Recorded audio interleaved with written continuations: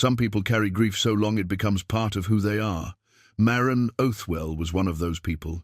For 16 winters, she lived alone in a cabin her late husband built, surviving on root cellars, creek trout, and silence. One freezing night, 2 young girls appeared at her door, shivering in strange leathers, speaking in accents she did not recognize. Maren asked no questions. She simply let them in, fed them, and gave them warmth. By morning, everything changed. The valley below her cabin filled with the thunder of hoofbeats. Over 100 riders had come, led by the girl's father, Commander Yorrik, a war-chieftain of a hidden mountain tribe, most believed to be legend. He demanded answers. But what happens when a single act of kindness forces 2 worlds into a reckoning neither expected? Before we jump back in, tell us where you're tuning in from, and if this story touches you, make sure you're subscribed, because tomorrow I've saved something extra special for you. The morning began as all mornings had for the past 16 years.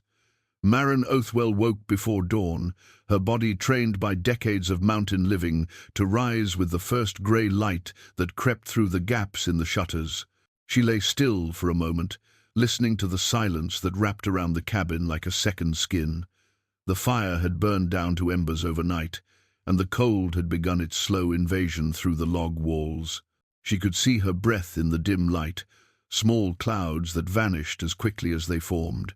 She pushed back the heavy wool blankets and swung her legs over the side of the bed. The floor was cold against her bare feet, and she moved quickly to pull on the thick socks she kept beside the bed for this purpose.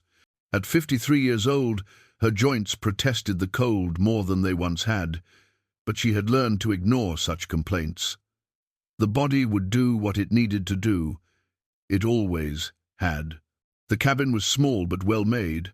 Holden had built it with his own hands during the first summer of their marriage, cutting each log from the forest below and dragging them up the ridge with a mule that had long since died. The walls were tight, the roof sound, and the stone fireplace drew true.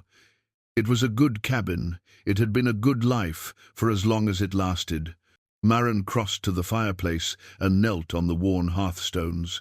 She stirred the embers with an iron poker, coaxing the few remaining coals back to life before adding kindling and then larger pieces of split pine. The fire caught and grew, and the light pushed back the darkness in the single room that served as kitchen, living space, and bedroom. She watched the flames for a moment, the way she did every morning, remembering the hands that had laid these stones, the voice that had filled this silence. 16 winters. It seemed impossible that so much time had passed since the fever took him. Some mornings she still expected to hear him stirring beside her, to smell the coffee he always insisted on making himself. But the bed remained empty, and the coffee she made was never quite as good as his had been. She rose and began the familiar rituals of morning. Water from the bucket she kept by the door, hauled up from the creek the evening before, and now filmed with a thin layer of ice she had to break with her knuckles. Coffee grounds into the pot, measured by memory rather than sight. Oats into another pot for porridge, cooked slow over the fire's edge. She moved through these tasks without thinking, her hands knowing the work even when her mind wandered elsewhere. Through the single window facing east, she could see the valley beginning to emerge from darkness. The snow had been falling steadily for 3 days now, and the landscape had transformed into something both beautiful and dangerous. The trees on the lower slopes were heavy with white, their branches bowed under the weight. The creek that ran past the cabin had narrowed to a dark thread between banks of ice. Beyond the valley, the higher peaks were lost in clouds, invisible but present, like memories too painful to examine directly. Maren had come to this ridge as a bride of 32, older than most women who married for the first time. She had lived in the valley town below for all her life. Before that, the daughter of a blacksmith who had taught her to be practical and self-sufficient. She had never expected to marry at all, had resigned herself to a life of quiet service to her aging parents and the small community that had raised her. But then, Holden had appeared, a stranger who came down from the mountains, one spring with furs to trade, and a way of looking at her that made her feel seen for the first time in her life. He was older than her by 10 years, a man of few words but deep kindness. He had lived alone on this ridge for nearly a decade before meeting her, and he offered her a life that was hard but honest, removed from the complications of town society that had always made her feel like an outsider. She had said yes within a month of meeting him, and she had never regretted the choice. They had 5 good years together before the fever came. 5 years of building and planting and learning the rhythms of the mountain. 5 years of conversations by firelight and silences that needed no filling. And 1 year of trying for the child that finally came, a daughter they named Linnea after Holden's mother. The girl had lived only 3 years before the same fever that would later take her father claimed her first. Maren could still remember the weight of that small body in her arms, growing lighter and lighter as the sickness burned through her. After Linnea died, something in Maren broke. She descended to the valley only when necessary, trading furs and preserved meat for the supplies she could not produce herself. The townspeople whispered about her. She knew. The strange widow on the ridge, the woman who had lost her mind to grief. But the whispers were not the worst of it. The worst had come 3 years after Holden's death, when she had agreed to watch several of the town children while their parents attended a wedding celebration. It was meant to be a kindness, a way of reconnecting with the community she had abandoned. But the afternoon had turned to tragedy when one of the children, a girl of 7 named Rosie Brennan, wandered away from the group while Maren was tending to another child's scraped knee. By the time Maren realized Rosie was missing, the girl had found her way to the pond at the edge of town, where the ice was thin and treacherous. Maren had tried to save her. She had thrown herself onto the ice, had reached for the small hands flailing in the black water. But the ice gave way beneath her own weight, and she had barely managed to pull herself out before the cold claimed her too. Rosie Brennan drowned while Maren watched, helpless and freezing on the bank. The Brennans had blamed her. The town had believed them. And Maren, too broken by loss to defend herself, had accepted their judgment. She had retreated to the ridge and had not come down since, except for brief trading visits to a neighboring homestead where the family asked no questions and accepted her coin without comment. 16 winters of solitude. 16 winters of survival. 16 winters of carrying guilt and grief until they became as familiar as her own heartbeat. The porridge was ready. Maren ate it, standing by the window, watching the snow continue to fall. The storm showed no signs of letting up, and she calculated her supplies in her head. The root cellar was well stocked. She had enough salted meat and dried fish to last until spring if necessary. Firewood was plentiful, stacked high against the cabin's north wall. She would be fine. She was always fine. That was the one thing she had proven to herself over these long years. She could survive anything, except the one thing she could not survive. The day passed slowly, as winter days always did. Maren mended a tear in her coat, sharpened her knives, reorganized the storage shelf above her bed. She read from the small collection of books she had accumulated over the years, though she knew them all by heart now. She dozed in the chair by the fire and woke to find the light already failing, the short winter day surrendering to darkness once again. It was during the brief twilight that she heard the sound. At first she thought it was an animal, a fox perhaps, or a mountain cat driven down from the higher elevations by the storm. The sound was faint, almost lost beneath the wind that had picked up as darkness fell. But there was something in it that made her pause, her hand frozen on the poker she had been using to stir the fire. She listened. The wind howled, the fire crackled, and beneath it all, thin and desperate, came the sound again. Not an animal. A voice, a human voice, crying out in the storm.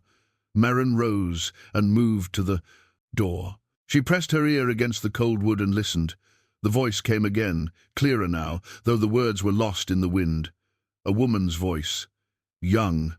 Afraid. For a long moment, Maren did not move.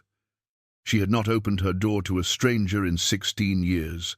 She had built her solitude deliberately, had constructed walls, both physical and emotional, that kept the world at a safe distance. Opening that door meant opening herself to complications she had spent years avoiding.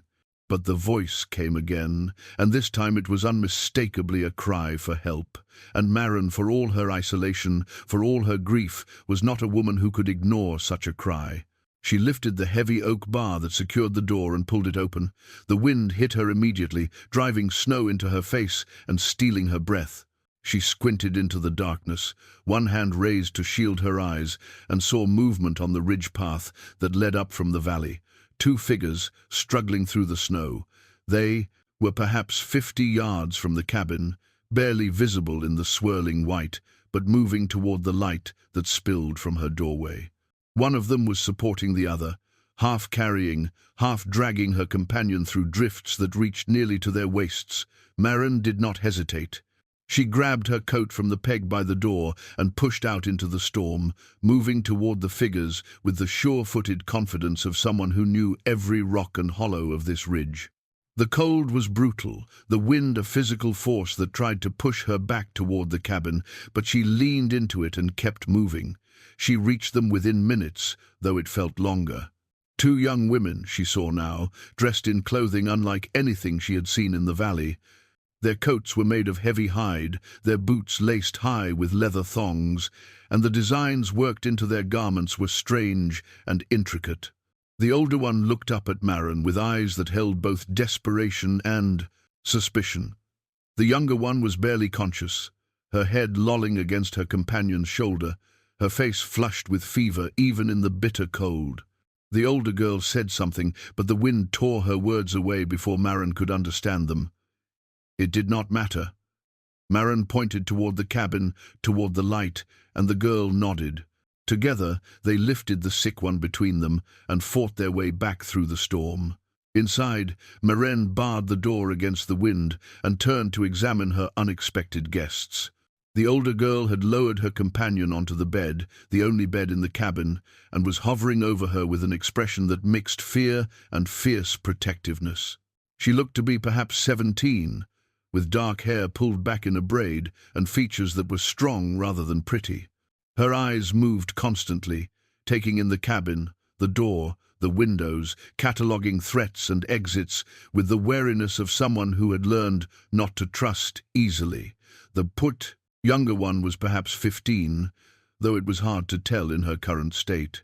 Her face was pale beneath the fever flush, her breathing shallow and rapid.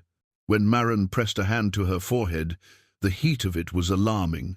The older girl spoke again, and this time Maren could understand her, though her accent was strange, the consonants harder than valley speech, the rhythm unfamiliar. She was asking something about her sister, demanding to know if she would be all right. Maren did not answer the question. She could not answer it. Not yet. Instead, she moved with calm efficiency, stripping the wet clothing from the sick girl and wrapping her in dry blankets, heating water for tea and preparing a poultice of herbs she kept for such emergencies. The older girl watched every movement with those suspicious eyes, but she did not interfere. She seemed to understand that Maren was trying to help, even if she did not trust her. The night wore on. Maren worked over the sick girl, forcing sips of herb tea between her cracked lips, applying cool cloths to her burning forehead when the fever spiked, piling blankets on her when chills racked her thin body. The older girl sat in the chair by the fire, refusing to sleep, refusing to eat the bread and cheese Maren offered her, refusing to answer any of the questions Maren did not ask. Because Maren did not ask questions. She understood somehow that these girls were running from something. The strange clothing, the desperate journey through a killing storm, the way the older one watched the door as if expecting it to burst open at any moment, all of it spoke of flight, of fear, of secrets that were not hers to know.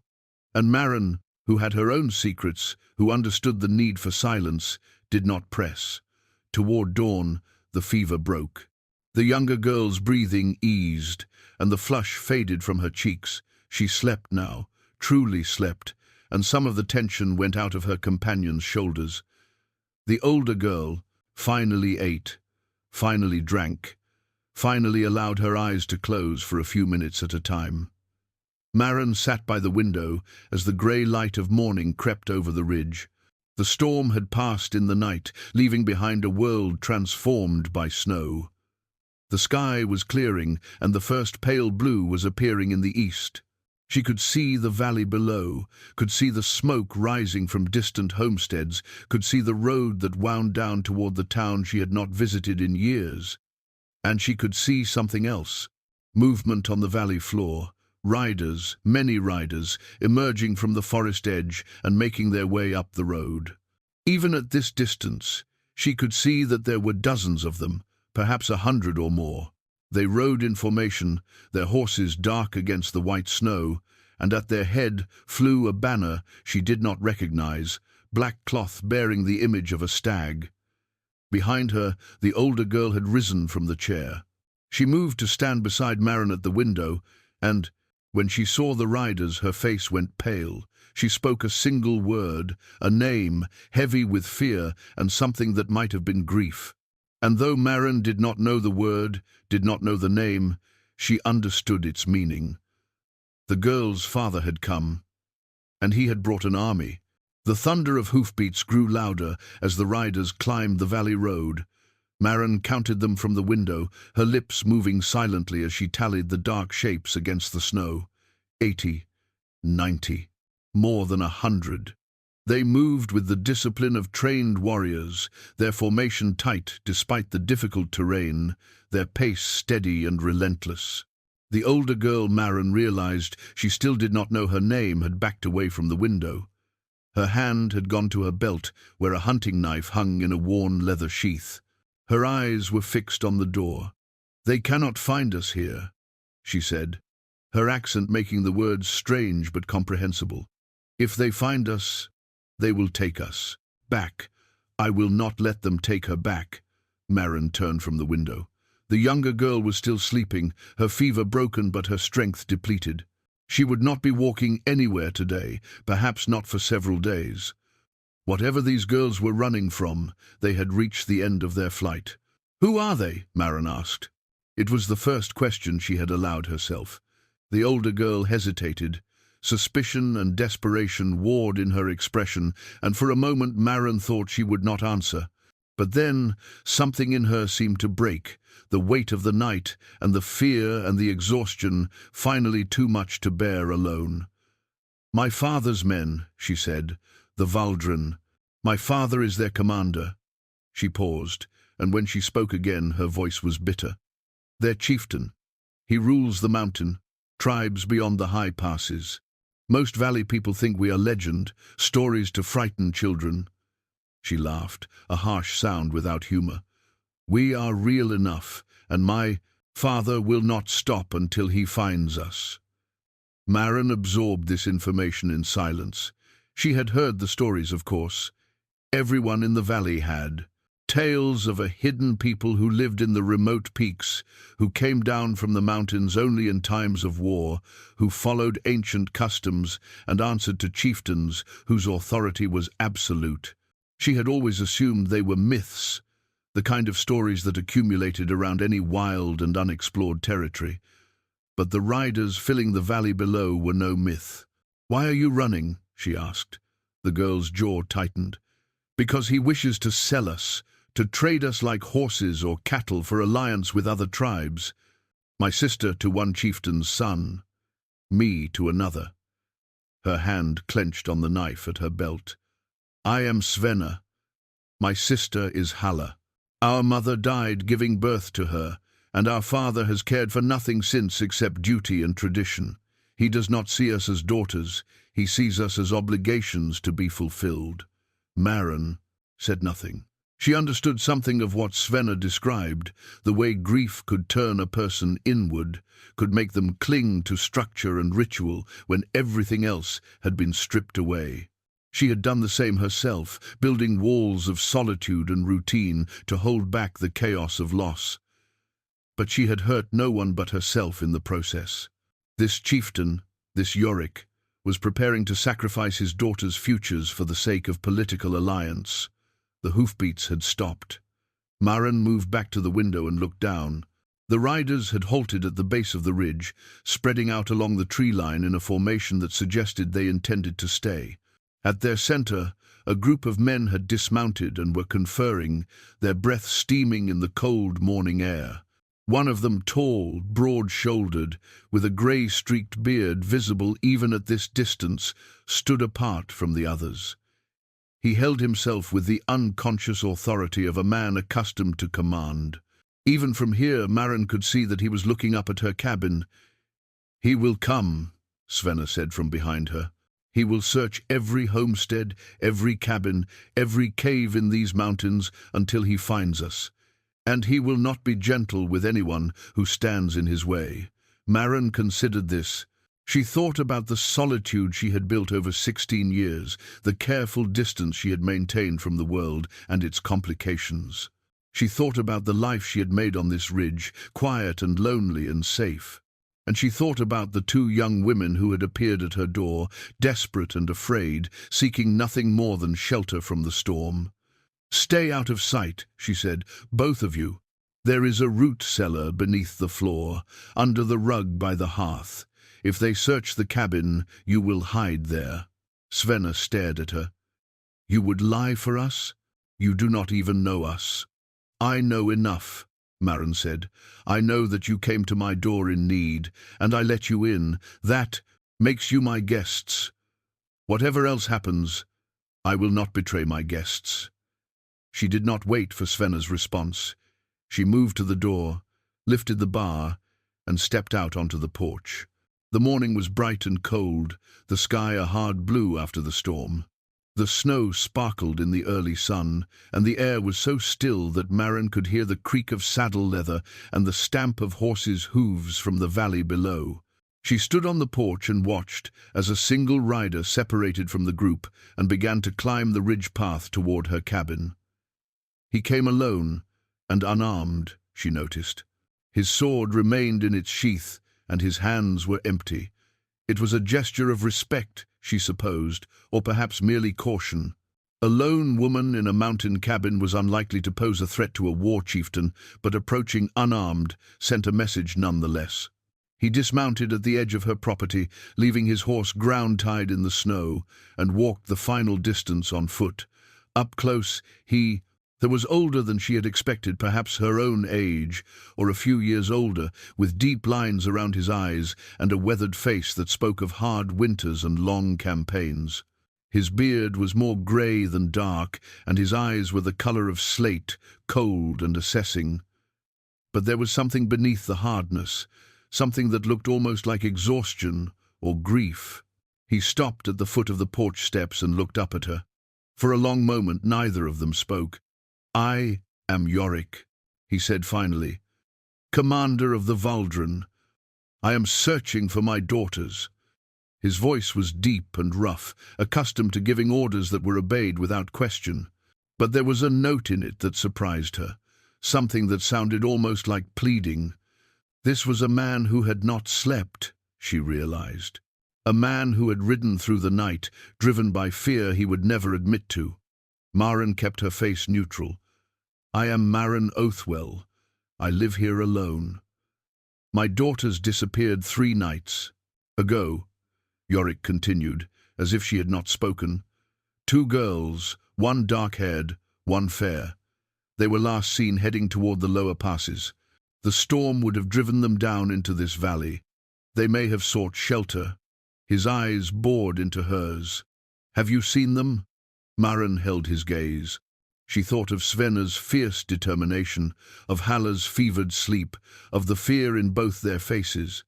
She thought of marriages arranged without consent, of daughters treated as political currency, and she thought of her own choices, long ago, when she had remained silent rather than speak truths that would only cause more pain. "I have seen no one," she said. "The storm kept me inside. No travelers have passed this way." Yorrik studied her. His eyes were sharp, and she knew he was looking for any sign of deception, any tell that would betray her lie. She gave him nothing. 16 years of solitude had taught her to keep her face still and her thoughts hidden. "You are certain?" he asked. "I am certain." For a long moment he did not move. Then he nodded, a single curt gesture that might have been acknowledgement or might have been dismissal. "If you see them," he said, "you will send word to my camp. We will remain in the valley until they are found. And I should warn you, woman of the ridge, if I learn that you have lied to me, if I learn that you have sheltered them and kept them from me, there will be consequences. The Valdren do not forget those who stand against us." Maren did not flinch. "I have told you what I know. I cannot tell you more than that." Yorrik turned and walked back to his horse. He mounted in a single fluid motion, the movement of a man who had spent his life in the saddle, and rode back down the ridge without looking back. Maren watched until he rejoined his men, until the group began to spread out through the valley, setting up what looked like a semi-permanent camp. Then she went back inside and barred the door. Svenna was standing in the center of the room, her face pale but her eyes bright with something that might have been hope. "You lied for us," she said. "Why?" Maren moved past her to check on Hala, who was still sleeping peacefully. She adjusted the blankets, felt the girl's forehead, satisfied herself that the fever had not returned. "Because you needed help," she said. That was enough. The day passed in uneasy quiet. Maren went about her usual routines, tending the fire, preparing simple meals, checking the stores in the root cellar, while Svenna maintained her vigil by the window. The Valdren camp below showed no signs of breaking up. If anything, more riders seemed to arrive as the hours passed, filtering in from the surrounding hills in groups of 2 and 3. Hala woke near midday, her fever gone but her body weak. She was smaller than her sister, with lighter hair and softer features, and when she opened her eyes, they held a gentleness that seemed out of place, given their circumstances. She looked around the cabin with evident confusion, her gaze finally settling on Maren with a question in it. "You are safe," Maren said before the girl could speak. "You are in my cabin, on the ridge above the valley. Your sister brought you here during the storm." Hala's hand went to her chest, feeling for something beneath the blankets. Her fingers found what they were searching for, a small pendant on a leather cord, carved from bone in the shape of a mountain flower. She clutched it tightly, and some of the tension went out of her face. "Our mother made this," she said. Her voice was softer than Svenna's, her accent less pronounced. "Before she died, she gave one to each of us. Svenna lost hers years ago, but I have kept mine." Maren nodded. She understood the comfort of such objects, the way they could anchor a person to memories that might otherwise drift away. She still kept Halden's woodworking chisel on the mantel, still touched it sometimes, when the loneliness grew too heavy. Svenna left the window and came to kneel beside the bed. She took her sister's hand, and for a moment her fierce expression softened into something approaching tenderness. "How do you feel?" she asked. "Tired," Hala admitted. "But better. The fever, I thought I was dying, Svenna. I thought you would have to leave me in the snow." "I would never leave you." Svenna's voice was fierce. "Never. You know that." Maren turned away to give them privacy, busying herself with the preparation of a thin broth that would help restore Hala's strength. She listened as the sisters spoke in low voices, catching fragments of their conversation, references to their journey, to the storm that had nearly killed them, to the father they had fled from. "He is down there," Svenna said eventually. "Father, he has brought half the tribe with him." Hala's face went pale. "Did he see us? Does he know we are here?" "No. The woman Maren, she lied for us. She told him she had seen no one." There was a pause. Then Hala asked, "Why would she do that? She does not know us." Svenna had no answer. She looked at Maren's back, at the old woman moving efficiently around her small kitchen, and her expression was troubled. In her experience, no one did anything without expecting something in return. The world of the Valdren was one of obligation and reciprocity, of debts incurred and favors owed. A stranger who helped without asking for payment was a stranger who could not be trusted. But Maren, stirring the broth over the fire, seemed unaware of Svenna's suspicion. Or perhaps she simply did not care. When the broth was ready, Maren brought it to Hala and helped her sit up enough to drink. The girl sipped slowly, her hands trembling with weakness, and Maren steadied the cup when necessary. It was a simple act of care, the kind of thing any mother might do for a sick child, and Hala's eyes filled with tears as she drank. "Thank you," she whispered. Maren nodded. "Rest now. Your body needs to heal." As Hala settled back against the pillows, her hands still clutching the bone pendant, Maren turned to Svenna. "She will need several days before she is strong enough to travel. Perhaps longer. You understand what that means?" Svenna's jaw tightened. "I understand. We are trapped here." "Not trapped," Maren said. "Protected. For now. But your father's men will grow impatient. They will want to search the homesteads more thoroughly. We must be prepared." She moved to the center of the room and pulled back the worn rug that covered the floor near the hearth. Beneath it was a wooden hatch, fitted so snugly into the floorboards that it was nearly invisible. Maren lifted it to reveal a ladder descending into darkness. "The root cellar," she said. "It is cold, but dry.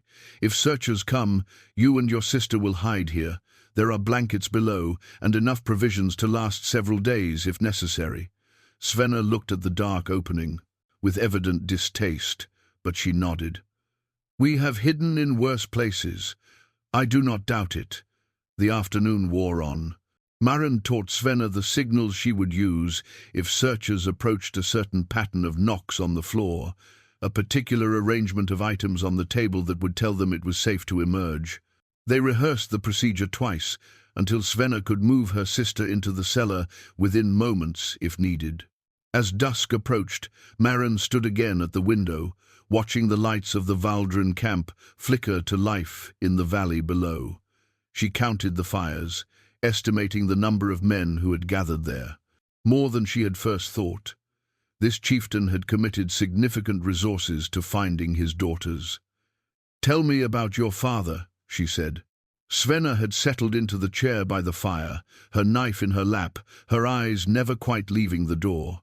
She looked up at Maren's question, her expression guarded. "What is there to tell? He is the chieftain. He rules the Valdrin. His word is law. That tells me what he does. It does not tell me who he is." Svenna was silent for a long moment. When she spoke again, her voice was quieter, less certain. "He was different. Before our mother died. Hala does not remember, she was only a baby, but I do. He used to laugh.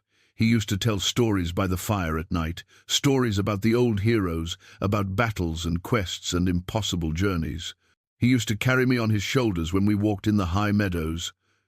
She paused, and something painful moved behind her eyes.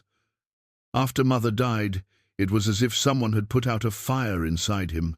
He stopped laughing. He stopped telling stories. He became the chieftain, nothing more. Every decision was about duty, about tradition, about maintaining the strength of the tribe. Hala and I, we became duties too, obligations to be fulfilled, tools to be used for alliance." Maren listened without interrupting. She knew this kind of grief, the way it could hollow a person out and leave only the shell of who they had been. She had felt it herself when Halden died, when Linnea died. The temptation to disappear into routine, to let the cold structure of daily tasks replace the warmth of human connection. She had given in to that temptation. Perhaps this chieftain had done the same. "He is wrong to use you this way," she said finally. "But I wonder if he knows any other way to be." Svenna's expression hardened. "That does not excuse him." "No," Maren agreed. "It does not. But it may explain him. And sometimes understanding why a person acts as they do is the first step toward changing their course." Svenna looked away, unwilling or unable to accept this perspective. Maren did not press. Some truths needed time to settle before they could be heard. The next morning brought a test of their preparations. Maren was stoking the fire when she heard hoofbeats approaching, not the thunder of an army this time, but the measured pace of a single rider coming up the ridge path. She moved immediately to the signal position, tapping 3 times on the floor near the hearth. Svenna understood at once. She roused Halla, who had been dozing in the bed, and helped her to the open hatch. The younger girl was still weak, but fear gave her strength. Within moments, both sisters had descended into the root cellar, and Svenna had pulled the hatch closed behind them. Maren replaced the rug, smoothed its edges, and composed her face into an expression of mild curiosity before opening the door. The rider was young, perhaps 25, with the hard features and watchful eyes of a warrior. He sat his horse with easy confidence, and his hand rested on his sword hilt in a way that seemed more habit than threat. A lieutenant, Maren guessed, sent by the chieftain to test her honesty. "The commander sends his respects," the young man said. His accent was like Svenna's, clipped and precise. "He wishes to be certain that no travelers have passed this way since his last visit." "None have passed," Maren said. "As I told him before." The lieutenant studied her with unconcealed suspicion. "You live alone here, an old woman far from any settlement. It seems a hard life." "It is the life I have chosen. Some might say it is a good place to hide things, people, perhaps, who do not wish to be found." Maren met his gaze without flinching. "Some might say many things. That does not make them true." For a long moment, the lieutenant did not move. Then he swung down from his horse and walked toward the cabin, his hand still on his sword. "The commander has authorized a search of all homesteads in the valley. As a courtesy, I am informing you before we begin." Maren stood her ground in the doorway.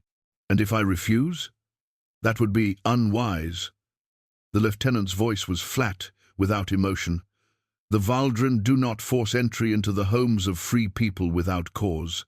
But refusal would be considered cause." It was a careful threat, wrapped in the language of honor and tradition.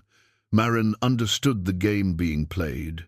Yorrik could not be seen to violate the customs that governed Valdren, conduct the same customs, she suspected, that Svenna and Halla had fled from. But he could apply pressure, could send his men to intimidate and observe, could make clear that continued defiance would have consequences. She stepped aside. "Search, then. You will find nothing." The lieutenant entered the cabin, his eyes moving methodically over every surface. He examined the bed, still warm from Halla's presence. He opened the chest where Maren kept her spare blankets. He looked through the food stores, the water bucket, the collection of tools and implements that filled the shelves. His gaze passed over the rug by the hearth without stopping, and Maren allowed herself to breathe. He found nothing, because there was nothing to find, nothing visible at least. The girls were safely hidden, and Maren had removed any evidence of their presence before dawn. The extra bedding had been stowed in the root cellar with them. The bowls she had used to serve them had been washed and put away. Even the melted snow from their boots had been mopped up, and the floor dried by the fire. After several minutes, the lieutenant returned to the doorway. His expression was carefully neutral, but Maren thought she detected a flicker of frustration behind his eyes. "You were truthful," he said. "There is no one here. As I told you." He mounted his horse and looked down at her. "The commander will be informed. But I would advise you, woman of the ridge, if his daughters come to your door, turn them away. The chieftain's patience is not unlimited, and those who obstruct his search will answer for it." He rode away without waiting for a response. Maren watched until he disappeared down the ridge path, then went inside and barred the door. She waited a full hour before tapping the all-clear signal on the floor. The hatch lifted, and Svenna emerged first, her face pale but composed. She helped Halla up the ladder, and the younger girl collapsed into a chair, trembling from cold and fear. "That was close," Svenna said. "It will not be the last time." Maren brought blankets to wrap around Halla, who was shivering despite the warmth of the fire. "They will search again and again. They will watch the cabin for movement, for signs of activity that do not match a woman living alone. We must be careful." Svenna nodded grimly.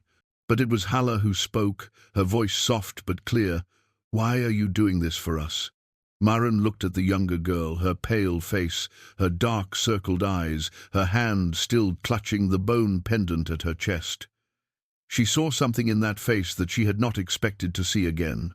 Something she had buried 16 years ago, along with a small body in a grave beside her husband's. "I had a daughter once," she said. "She would have been about your age now, if she had lived. The fever took her, and then it took my husband, and I was left alone on this ridge with nothing but my grief."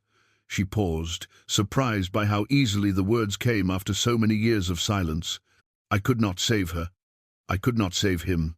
But perhaps I can save you." Halla's eyes filled with tears.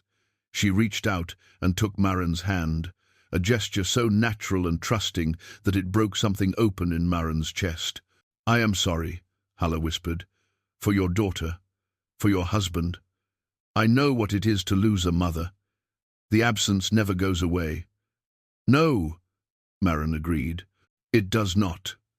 But we learn to carry it. We learn to build something new around the empty space." Svenna had been listening in silence, her expression unreadable. Now she spoke, her voice rough with some emotion she was trying to suppress. "Our mother Halla never knew her. I was only 4 when she died. But I remember her voice.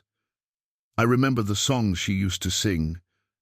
And I remember the way our father looked at her, as if she were the only light in the world." She swallowed hard. When she died, that light went out, and it never came back on. Maren understood then, in a way she had not fully understood before. These girls were not simply fleeing from arranged marriages. They were fleeing from a father who had stopped seeing them, who had retreated into duty and tradition because he could not bear the pain of connection. They were running from the same cold emptiness that Maren had built around herself for 16 years. The difference was that Maren had hurt no one but herself. Yorrik's walls had become a prison for his daughters. "Your father's grief does not excuse what he has done," Maren said quietly. "But I think perhaps he does not know how to love you without losing you, and so he has chosen not to love at all." Svenna's face hardened. "Then he has made his choice. Perhaps he has simply forgotten that there is another way." Through the window, the sun was beginning to set, painting the snow in shades of gold and rose. In the valley below, the Valdren camp settled in for another night. And in the small cabin on the ridge, 3 women sat together, bound by loss and hope and the fragile possibility of change. On the 3rd evening, Yorrik came alone. Maren saw him approaching in the fading light, a solitary figure climbing the ridge path without weapons or escort. She had time to hide the girls in the root cellar, time to compose herself. But something in the way he walked slow, almost hesitant, made her pause. This was not the chieftain who had confronted her that first morning, all authority and barely concealed threat. This was something else. She opened the door before he reached the porch. He stopped at the bottom of the steps and looked up at her, and in the dim light she saw what exhaustion and worry had done to his face. He seemed older than he had 3 days ago, the lines around his eyes deeper, the set of his shoulders heavy with weariness. "I am not here to search," he said. "I am not here to threaten. I am here." He stopped, seeming to search for words that did not come easily. "I am here to ask." Maren said nothing. She waited. "My daughters," Yorrik continued. "Svenna and Halla. They are all I have left. Their mother, my wife, she died giving birth to the younger one. 17 years ago. I held her hand while the life went out of her, and I swore on her grave that I would protect our children, that I would keep them safe, no matter what it cost." He paused, and Maren saw his throat work as he swallowed. "I have not slept since they vanished. I have ridden through every valley, searched every cave and hollow in these mountains. My men think I am obsessed, and perhaps they are right. But you must understand, they are not just my daughters. They are the last piece of her, the only part of Ylva that still lives in this world." Maren felt something shift in her chest. She had built Yorrik into a villain in her mind, a cold chieftain who treated his children as property to be traded, and perhaps that was part of who he was. But standing before her now was also a father, a widower, a man consumed by the same grief that had driven her into 16 years of solitude. "Come inside," she said. He followed her into the cabin, ducking his head beneath the low doorframe.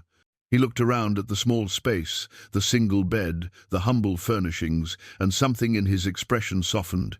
"You live simply," he said. "I live alone. There is no need for more." She gestured to the chair by the fire, and he sat heavily, as if his legs could no longer support him. She poured 2 cups of water from the bucket and handed him one.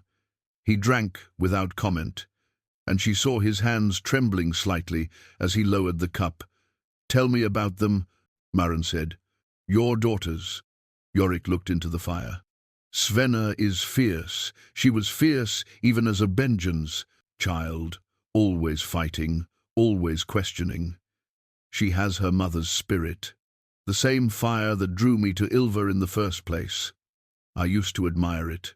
Now," he shook his head, "now it frightens me. She questions everything I do, challenges every decision. I tell myself it is defiance, but perhaps it is something else. Perhaps it is a daughter trying to be seen by a father who has forgotten how to look." He was silent for a moment. "Hala is different, gentler. She has a way of seeing into people, of understanding what they need, even when they cannot say it themselves. She reminds me of my own mother, who died when I was young. Sometimes I look at her and I see Ylva's face, and it is—" His voice broke. "It is too much. It is too much to bear." Maren understood then. Yorrik had not become cold because he did not love his daughters. He had become cold because he loved them too much, because every time he looked at them he saw the wife he had lost. And so he had retreated into duty and tradition, had built walls of obligation and ritual that kept him at a safe distance from the pain of that love. "Is duty the same as love?" she asked quietly. Yorrik looked up sharply. "What? You say you swore to protect them, to keep them safe. But is that the same as loving them? Is providing for their future the same as being present in their lives?" For a long moment he did not answer. When he spoke, his voice was barely above a whisper. "I do not know any other way. After Ylva died, I could not let myself feel what I had felt for her. The loss of her nearly destroyed me. If I lost them too, in the same way," he shook his head. "I thought if I could secure their futures, bind them to strong alliances, they would be safe. They would be protected even if something happened to me. I did not realize that they needed more than safety," Maren finished. "That they needed a father who saw them, who knew them, who allowed them to choose their own paths." Yorrik's face crumpled. For a moment he was not a chieftain, not a commander, not a leader of warriors. He was simply a man, broken by loss, who had made terrible mistakes in the name of love. "I have failed them," he said. "I have failed Ylva. Everything I did to honor her memory, and instead I have driven our daughters away." Maren sat in silence, letting his words settle. She thought of her own failures, the guilt she carried over Rosie Brennan's death, the walls she had built between herself and the world. She had made her own terrible choices in the name of protection, had hidden on this ridge for 16 years because she could not bear to face the pain of connection. "Perhaps it is not too late," she said finally. Yorrik looked at her with something like hope in his eyes. "What do you mean?" "I mean that grief can change a person. It can harden them, make them cold, make them forget who they were before the loss. But it does not have to be permanent. If a person is willing to see what they have become, if they are willing to do the hard work of changing." She paused, thinking of her own solitude, her own walls. "Change is possible, but only if we choose it."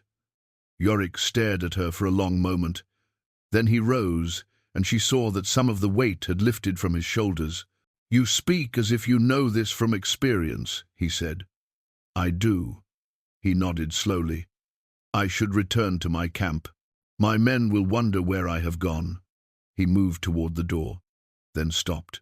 I do not know what you are hiding, woman of the ridge, but I know that you are hiding something. I see it in your eyes. Maren met his gaze, without flinching. We all hide something. The question is whether we have the courage to bring it into the light. Yorrik held her gaze for a moment longer. Then he opened the door and stepped out into the darkness. Maren watched him descend the ridge path until he was swallowed by the night. Behind her, the hatch of the root cellar creaked open. Svenna emerged slowly, her face unreadable. She had heard everything. Svenna stood in the center of the cabin, her face pale in the firelight. Halla climbed up behind her, moving slowly, still weak from her illness, but strong enough now to stand on her own. You heard, Maren said. It was not a question. I heard. Svenna's voice was flat, controlled. I heard him speak of Mother, of his grief, of how he failed us in the name of protecting us. And what do you think? Svenna turned away, walking to the window where she had kept so many hours of vigil. Outside, the night was dark and moonless, the valley invisible beneath the blanket of stars.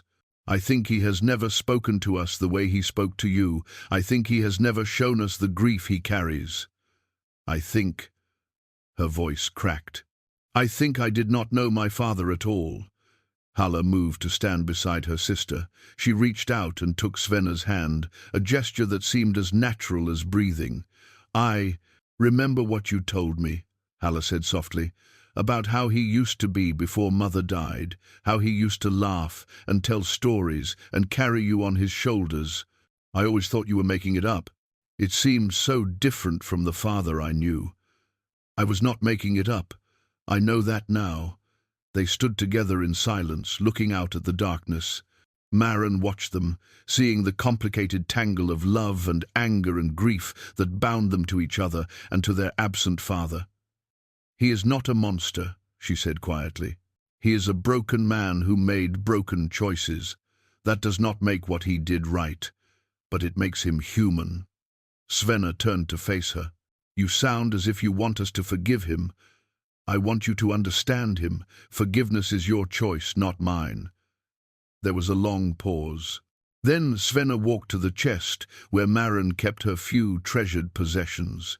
She had seen Maren open it before, had watched her take out certain items and hold them with the tenderness of long memory. You said you had a daughter, Svenna said. You said the fever took her. But there was something else, was there not? Some other loss that drove you to this place? Maren was silent for a moment. Then she crossed to the chest and lifted the lid.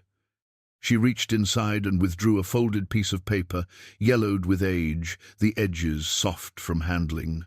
She held it for a moment, looking at it as if it might speak to her, then handed it to Svenna. I wrote this letter years ago, she said. I never sent it. Svenna unfolded the paper carefully. The writing was neat, but faded, the ink brown with age. She read in silence, her eyes moving down the page, and as she read her expression changed from curiosity to something like sorrow. Who was it written to? She asked. A family in the valley, the Brennans. Their daughter drowned while I was watching her, many years after Halden and Linnea died. I tried to save her, but the ice gave way. And she, Maren, stopped, the old grief rising in her throat. They blamed me. The whole town blamed me, and I let them because I blamed myself. Halla had come to stand beside Svenna, reading over her sister's shoulder. When she finished, she looked up at Maren with tears in her eyes. But this letter says it was not your fault. It says you tried to warn her, that she ran onto the ice before you could stop her, that you nearly drowned yourself trying to save her. It says what happened, Maren agreed. But I never sent it. The Brennans had lost their daughter. They needed someone to blame, someone to hold responsible for their grief. And I understood that need, because I had felt it myself when Linnea died.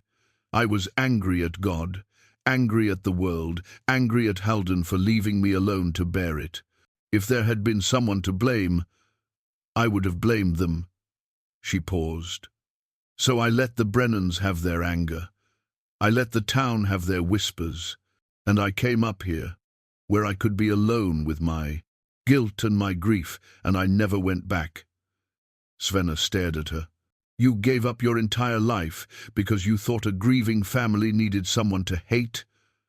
I gave up my life because I could not see another way forward, because the weight of their blame, added to my own, was too heavy to carry among people.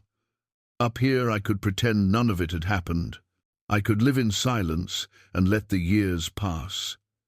She took the letter back from Svenna and looked at it for a long moment. But silence is not the same as peace, and running from pain is not the same as healing. She set the letter on the table, smoothing its creases with her weathered fingers. I am telling you this because I want you to see something. Your father built walls of duty and tradition to protect himself from his grief. I built walls of solitude and silence. We both chose to hide from the pain rather than face it. And we both hurt the people who loved us in the process. She looked at Svenna, then at Halla. You have a chance that I did not have. You can still reach your father. You can still tell him what you need, what you feel, who you are. The door is not yet closed. Svenna's face was troubled. And if he will not listen, if he insists on these marriages, on treating us as tools for alliance rather than daughters to be loved, then at least you will know that you tried. At least you will not spend the rest of your life wondering what might have happened if you had spoken. Halla moved to sit beside Maren, her gentle eyes searching the older woman's face. Do you regret it? Not sending the letter? Not defending yourself? Maren considered the question. It was one she had asked herself many times over the years, in the long, silent hours of winter nights. I regret the person I became, she said finally. I regret the years I lost to hiding, the connections I never made, the life I never lived. But I also know that I did what I thought was right at the time. We cannot judge our past selves by the wisdom we have gained since. We can only try to do better now. Outside, in the valley below, a stirring had begun. Maren saw torches moving among the Valdren camp, heard the distant sounds of raised voices. Something was happening, something that disturbed the uneasy peace that had held for the past 3 days. Svenna saw it too, her body tensed, her hand going to the knife at her belt. Something is wrong, she said. Maren watched the torchlight spreading through the camp like fire through dry grass. She thought of Yorrik's words earlier that evening, the vulnerability he had shown, the grief he had finally allowed to surface. And she thought of the men he commanded, the warriors who answered to tradition and strength, who might not understand or accept a chieftain who showed weakness. I think, she said slowly, that your father's patience is no longer the only thing we need to worry about. By morning, the situation in the valley had clarified and worsened. Maren could see from her window that the Valdren camp had divided into 2 distinct groups, with a visible gap between them where warriors stood watch on both sides. Something had fractured in the night, some conflict that had been building beneath the surface finally breaking through. The girls had not slept. Svenna had maintained her vigil by the window, watching the torches and the movement below, while Halla rested on the bed with her eyes open, too anxious to close them. Now they gathered around the table as Maren prepared a simple breakfast, none of them with any appetite. There was a challenge, Svenna said. I heard raised voices around midnight, a challenge to my father's authority. Do you know who? Maren asked. I could not see clearly. But my father has enemies within the tribe, men who think he has grown soft, who believe his focus on finding us shows weakness rather than love. Maren considered this. In her years with Holden, he had told her little about his past, but she knew something of how mountain tribes functioned, how leadership was maintained through strength and decisiveness. A chieftain who appeared to waver, who allowed personal matters to interfere with tribal business, might find his position challenged. What happens if he is challenged? She asked. Svena's face was grim. It depends on the challenger. If it is a formal challenge for leadership, they will fight. If my father loses... She stopped, unwilling to finish the sentence. He will not lose, Hala said quietly. Our father is the greatest warrior the Valdren have known in 3 generations. No one can defeat him in single combat. Perhaps not, Svena agreed. But there are other ways to undermine a leader, other ways to take power without facing him directly. The morning wore on. Maren noticed movement on the ridge path, not riders this time, but a single figure on foot, climbing toward her cabin with deliberate purpose. She recognized the walk before I could see the face. It was Yorrik. He arrived at her door looking 10 years older than he had the night before. His eyes were red-rimmed, his face haggard, and there was a tension in his shoulders that spoke of more than physical exhaustion. "I must speak with you," he said. "Alone." Maren glanced at the girls, then back at Yorrik. She made a decision. "Not alone," she said. "What you have to say, you can say to all of us." For a long moment, Yorrik did not move. His eyes traveled past Maren into the cabin, and she saw the moment he registered the presence of his daughters. His face went through a rapid series of emotions, relief, anger, confusion, grief, before settling into something that looked almost like surrender. "So you lied to me," he said. But there was no accusation in his voice, only weariness. "I protected them, as you would have done had you been in my place." Yorrik stepped into the cabin. He looked at Svena, at Hala, at the 2 daughters he had been searching for across half a mountain range. He opened his mouth to speak, then closed it again, as if the words he needed did not exist. It was Hala who moved first. She crossed the room and stood before her father, her face upturned, her eyes filled with the same gentle compassion that Maren had noticed from the beginning. "You look tired, father," she said. "When did you last sleep?" Yorik's throat worked. "I cannot remember." Hala took his hand and led him to the chair by the fire. He went without resistance, as if her touch had drained the last of his strength. She pushed him gently down into the seat and stood beside him, her hand still holding his. Svena had not moved. She stood rigid by the window, her face a mask of conflicting emotions. Maren could see the battle being fought behind her eyes, the anger she had carried for years, warring with the vulnerability she had heard in her father's voice the night before. "Tell them," Maren said to Yorrik. "Tell them what you had 2 more. Told me." Yorrik looked up at her, then at Svena. When he spoke, his voice was rough with exhaustion and emotion. "There has been a challenge to my leadership. Torvald, my lieutenant, believes I have shown weakness by focusing on your search. He has demanded that I abandon the hunt and return to tribal matters." He paused. I refused. "And now there are those who stand with him, who believe the chieftain should not let personal feelings interfere with his duty. And what will you do?" Svena's voice was cold. "Will you drag us back to the marriages you arranged? Will you prove your strength by forcing us to submit?" Yorrik flinched, as if she had struck him. "Is that what you think of me?" "It is what you have shown us. For 17 years, father. For 17 years you have been distant, cold, consumed by duty. You have not seen us as daughters. You have seen us as obligations." The words hung in the air, sharp and painful. Yorik's face crumpled, and for a moment he looked like he might weep. "I know," he whispered. "I know. And I am sorry." Before anyone could respond, Maren spoke. "There is something you should know," she said. "Something about my husband. Something that may change everything." She moved to the mantel and took down the wooden box where she kept Holden's few remaining possessions. From it, she withdrew a small object wrapped in cloth, a fragment of stone, etched with strange symbols that she had never understood. "Before Halden died, he told me that this was the most precious thing he owned. He said it was proof of who he had been before he came down from the mountains, before he became my husband." She held the stone fragment out toward Yorrik. "Do you recognize these markings?" Yorrik took the stone with trembling hands. He turned it over, studying the symbols, and as he did, the color drained from his face. "Where did you get this?" "From my husband's belongings. He kept it hidden for all the years we were married." "This is—" Yorrik stopped.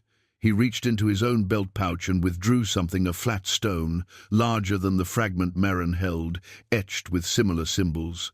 He placed the two pieces together, and they fit perfectly, edges aligning as if they had never been separated. "The treaty stone," Yorrik breathed. "The covenant of leadership that has been passed down through our family for 8 generations. Half of it disappeared over 40 years ago." When he stopped, his eyes widening. "When my brother vanished." Maren felt a chill run down her spine. "Your brother?" "Halden. My older brother. He was meant to be chieftain after our father. But when he was a young man, he refused the path that had been chosen for him. He refused an arranged marriage, just as—" Yorrik looked at Svenna, understanding dawning in his eyes. "Just as my daughters have refused theirs. He fled in the night, and we believed him dead. Our father mourned him until his own death, 10 years later." The cabin was utterly silent. Maren felt the world shifting beneath her feet, old certainties crumbling away. "Your husband?" Yorrik said slowly. "Halden Oathwell. He was Halden of the Valdren. He was my brother." Maren sank into a chair, her legs suddenly unable to support her. All these years, all these quiet conversations by firelight, and Halden had never told her. He had buried his past so completely that even she, who loved him, had not known who he truly was. "By our laws," Yorrik continued, his voice hushed with something like awe, "that makes you family, wife of the chieftain's heir. You have standing within the tribe, standing that no one can question, not Torvald, not anyone." Svenna and Hala had moved closer together, their faces mirrors of shock. They stared at Maren, at the woman who had sheltered them, without knowing she was bound to them by blood and law. "Your uncle chose love over legacy," Maren said quietly. "He came down from the mountains because he wanted a different life, a life where he could be himself, not who others expected him to be." She looked at Yorrik with sudden fierceness. "And now you stand at the same crossroads. You can force your daughters back into the lives you have planned for them, or you can honor your brother's memory by letting them choose their own path." Yorrik looked at the mended treaty stone in his hands. Two halves, separated for 40 years, now made whole again. Two brothers, one who had fled and one who had stayed, their stories finally converging in this small cabin on a mountain ridge. "I need to think," he said. He rose abruptly and moved toward the door. "I will return, but I need to think." He was gone before anyone could stop him, disappearing down the ridge path with the two halves of the treaty stone clutched in his hands. The day that followed was the longest Maren had experienced in 16 years of solitude. After Yorrik left, the 3 women sat together in silence, each processing the revelation in her own way. Hala wept quietly, overwhelmed by the discovery that the woman who had saved them was connected to them by blood. Svenna paced the cabin like a caged animal, her mind clearly racing through the implications of what they had learned. And Maren sat by the fire, staring at the empty space on the mantel where Halden's stone fragment had rested for so many years. She had not known. In all their conversations, all their quiet evenings together, Halden had never told her the truth. She understood why, of course. He had fled from a life of obligation and tradition, had built a new identity in the valley below, had found the peace he was looking for. To speak of his past would have been to invite it back into his life, and so he had remained silent, carrying his secret to the grave. But now, that secret had reached out from the past to change everything. Maren was no longer just a widow on a ridge, an outsider who had interfered in tribal affairs. She was family, and by the ancient laws of the Valdren, that gave her standing that could not be easily dismissed. "What will he do?" Hala asked eventually. "Father, what will he decide?" Svenna stopped pacing. I do not know. I have never been able to predict him. He is, she struggled for words, he is like a mountain, immovable, unchanging. I did not think anything could shake him. But something has shaken him, Maren said. The discovery of his brother's fate, the realization that Halden chose the same path you are trying to choose now. She looked at Svenna with quiet intensity. Your father is facing a question he has avoided for 40 years. Did his brother make the right choice, or was he a coward who abandoned his duty? And if he decides Halden was a coward? Svenna's voice was sharp. Then he will see your flight the same way, and he will drag you back to fulfill the obligations he believes you owe. Maren paused. But if he decides otherwise, if he finds the courage to see your uncle's choice as something brave rather than something shameful, then perhaps there is hope. The afternoon passed slowly. Maren prepared food that none of them could eat. She checked the stores in the root cellar, more to give herself something to do than out of any real need. She watched from the window as the Valdren camp below continued its uneasy division, the two factions maintaining their separation like opposing armies before a battle. As evening approached, movement caught her eye. A group of riders had separated from one of the factions and was climbing the ridge path toward her cabin. Not Yorrik's men, she realized with a chill. These riders carried themselves differently, with an aggressive posture that spoke of hostile intent. At their head rode a young warrior. She recognized the lieutenant who had searched her cabin days earlier. Torvald, Svenna breathed. She had come to stand beside Maren at the window, and her face had gone pale. He has come for us. How many men does he have? Svenna counted quickly. 12, perhaps 15. Not enough to challenge my father directly, but enough to... She stopped. Enough to take you before your father can stop them, Maren finished. She moved quickly to the door and lifted the bar. She stepped out onto the porch as the riders approached, placing herself between them and the cabin with a calm she did not feel. Torvald reined in his horse at the base of the steps. He was younger than she had remembered, perhaps 25, with the lean face and cold eyes of a man who had learned to value strength above all else. "Step aside, old woman," he said. "We have come for the chieftain's daughters. They are not here." Torvald laughed, a harsh sound without warmth. "You lied before, and we believed you. But we have watched this cabin. We have seen movement, seen shadows at the window. The girls are here, and we will take them. On whose authority? On the authority of the Valdren Council. The chieftain has abandoned his duty. He has allowed personal sentiment to cloud his judgment. Until he recovers his reason, the council has authorized me to act in his place." Maren felt the cold weight of fear in her stomach, but she did not move. "And if I refuse to let you pass?" Torvald's smile was unpleasant. "Then you will be moved." Behind her, the cabin door opened. Svenna stepped out, her hand on her knife, her face set in lines of fierce determination. "You will not take us, Torvald. Not while we have breath to resist." "Little Svenna." Torvald's tone was mocking. "Always so defiant, but defiance cannot stop what is happening. Your father has failed the tribe. The alliances he promised have not been secured. The chieftains whose sons were promised, your hands are growing impatient." He leaned forward in his saddle. "I am offering you a choice. Come willingly, honor the agreements your father made, and no harm will come to you. Resist, and... What?" A new voice interrupted. Yorrik emerged from the tree line at the edge of the property. He was not alone. Behind him came a column of warriors, 40, 50, more than Maren could count in the fading light. They moved in disciplined formation, their weapons drawn, their faces grim. Torvald's expression flickered with surprise, then hardened into defiance. "You have no authority here, Yorrik. The council has spoken." "The council." Yorrik walked forward until he stood beside Maren on the porch. "Which council would that be? The one you convened in secret, in the middle of the night, while half the tribe was sleeping?" the one that included only those who owed you favors or feared your displeasure. He turned to address the men behind Torvald. Is this the leadership you want? A man who seizes power through manipulation and threats?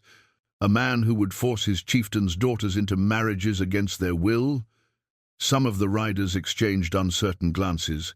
Maren saw doubt in their faces, the wavering of men who had followed Torvald's confident certainty, but were now confronted with an alternative.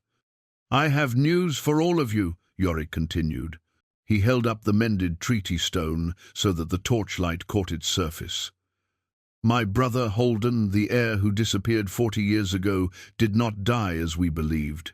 He lived here, in this valley, married to this woman.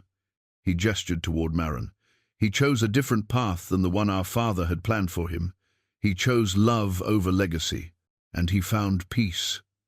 The gathered warriors murmured among themselves. Even Torvald seemed taken aback by this revelation.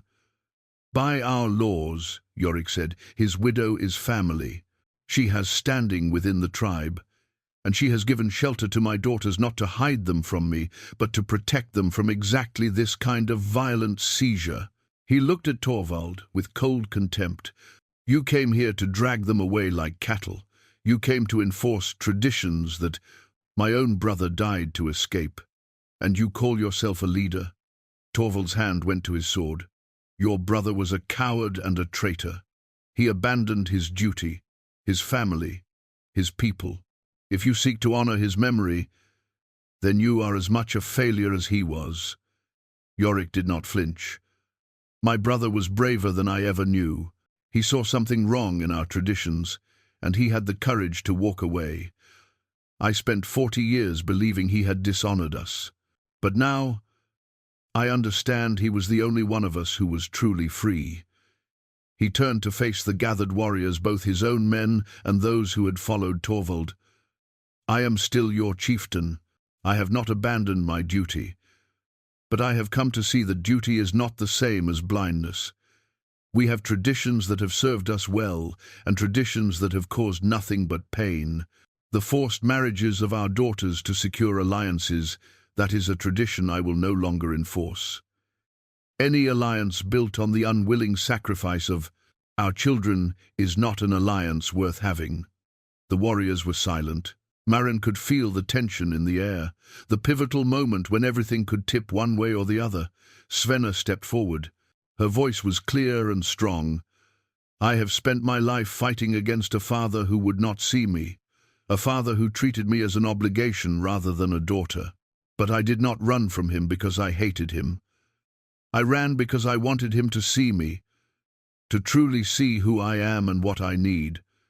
She looked at Yorrik, and her voice softened. I did not know if that was possible. But tonight I begin to believe it might be. Hala had emerged from the cabin to stand beside her sister. Her voice was gentler, but no less clear. Our father lost our mother. He lost his brother. He built walls to protect himself from more loss. I understand that. I carry the same fear. She looked at the gathered warriors. But we cannot let fear make us cruel. We cannot sacrifice our children's happiness for the sake of alliances that could be built in other ways. That is not strength. That is surrender to the worst parts of ourselves. The silence that followed was profound. Maren watched as warriors looked at each other, as loyalties shifted and recalculated, as the weight of the moment settled over all of them.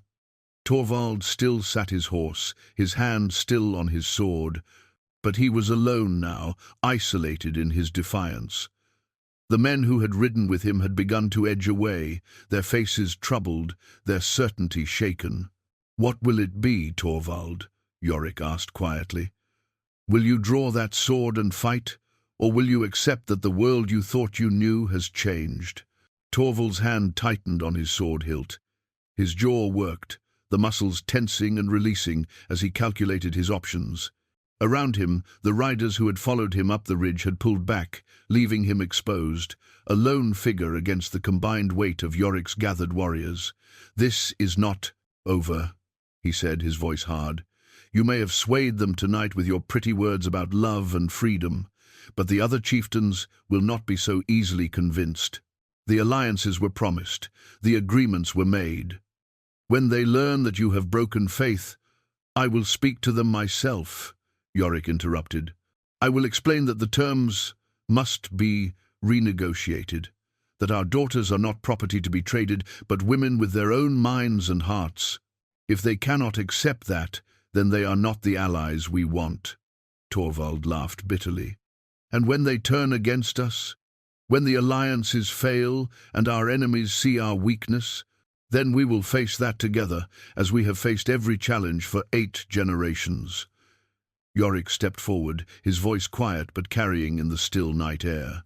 But we will face it with our honor intact.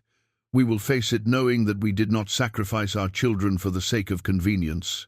For a long moment, no one moved. The torches flickered in the cold wind, casting dancing shadows across the snow.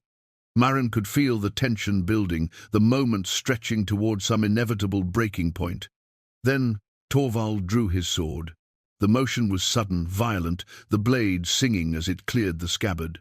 He kicked his horse forward, charging not at Yorrik, but at Svenna, his face twisted with rage.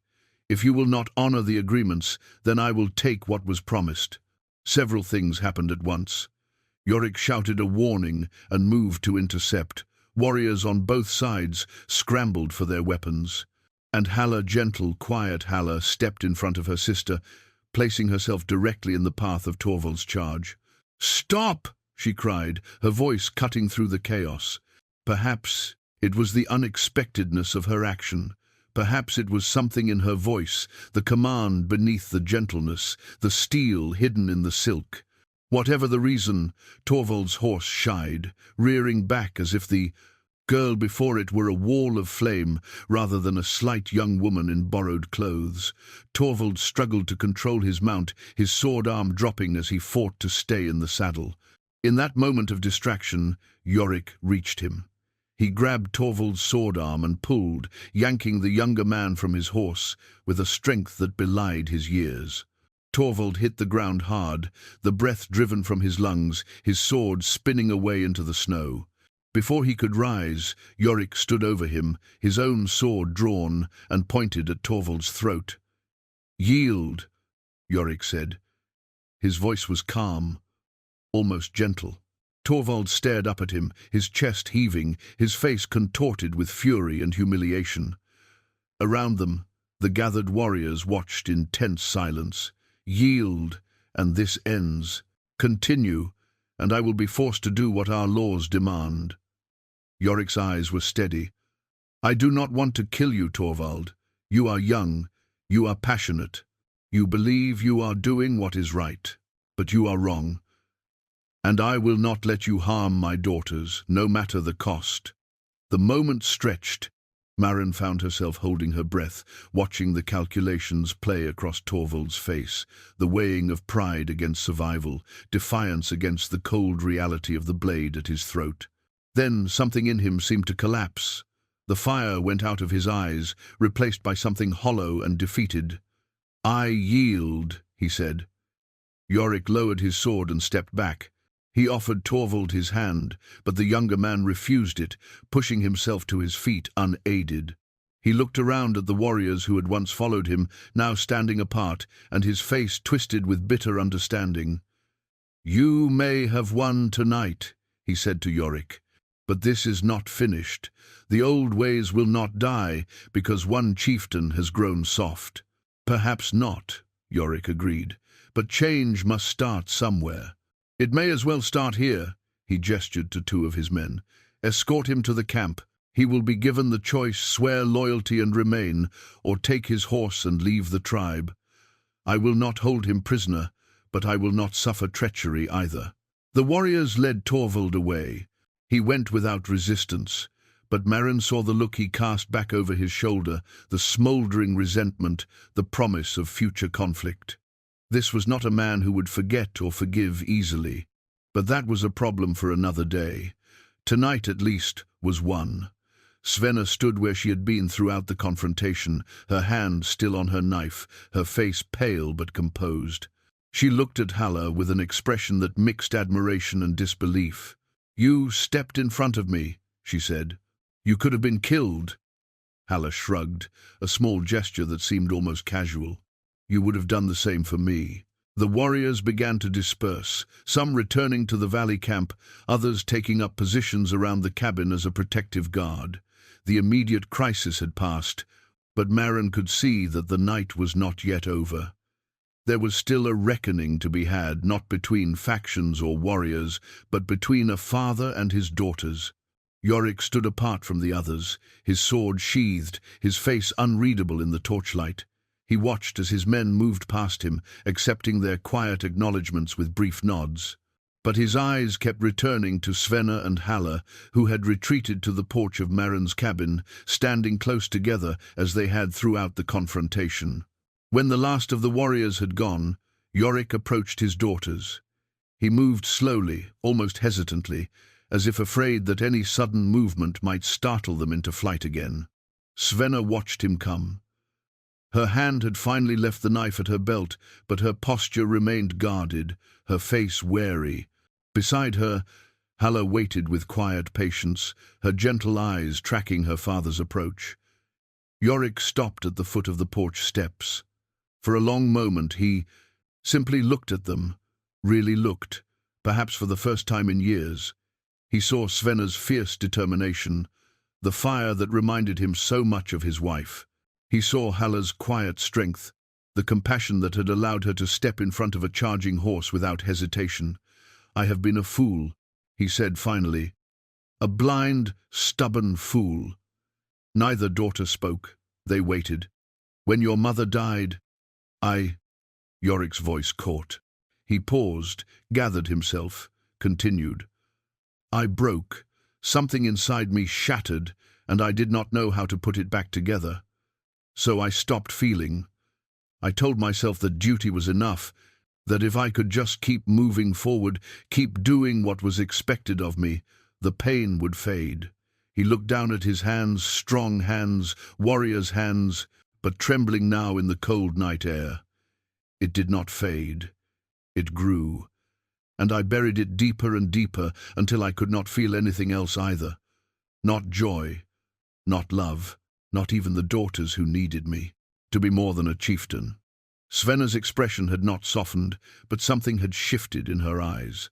She was listening, truly listening, to words her father had never spoken before.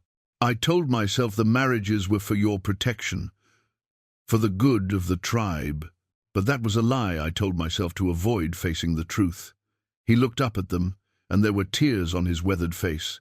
"I was afraid of loving you too much, afraid of losing you the way I lost her.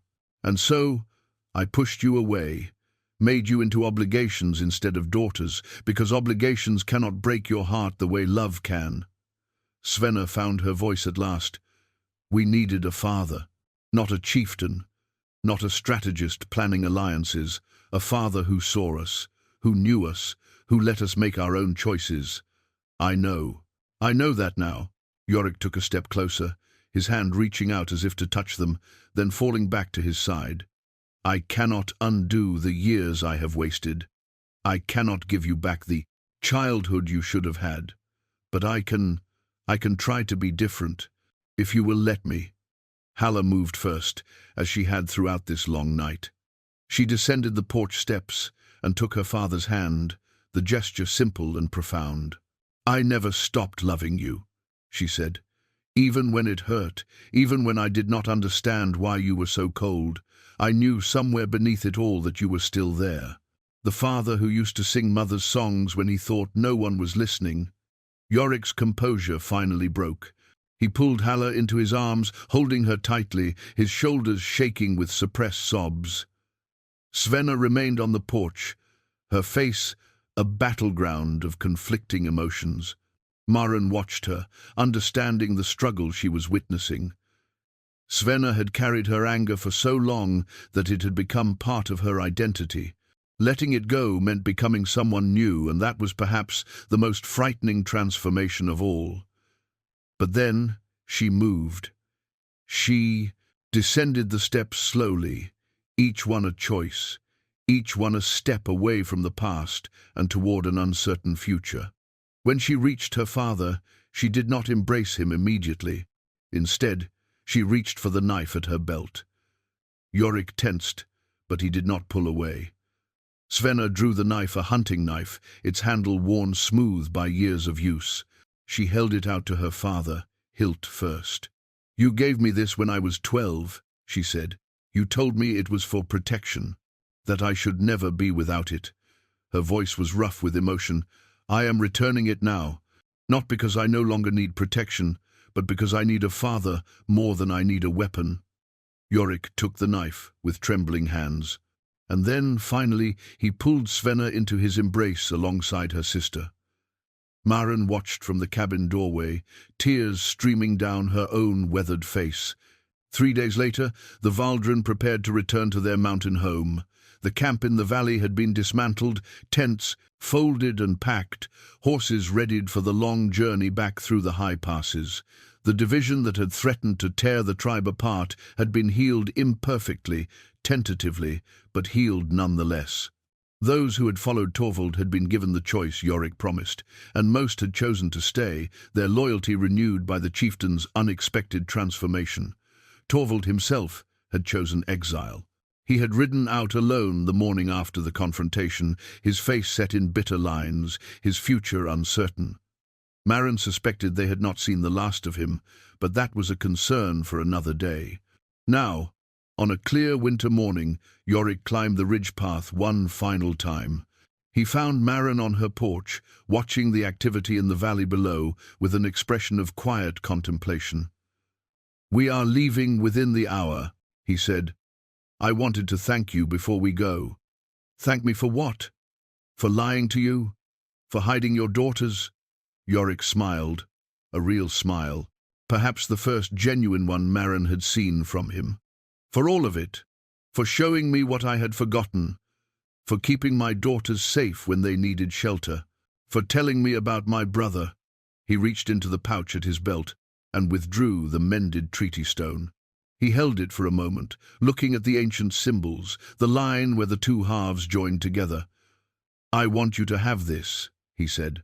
Maren stared at him. "That is the symbol of your leadership, your authority. It is a symbol of our family's history, and you are part of that history now." He held the stone out to her. "Keep it here, in this place where my brother found peace.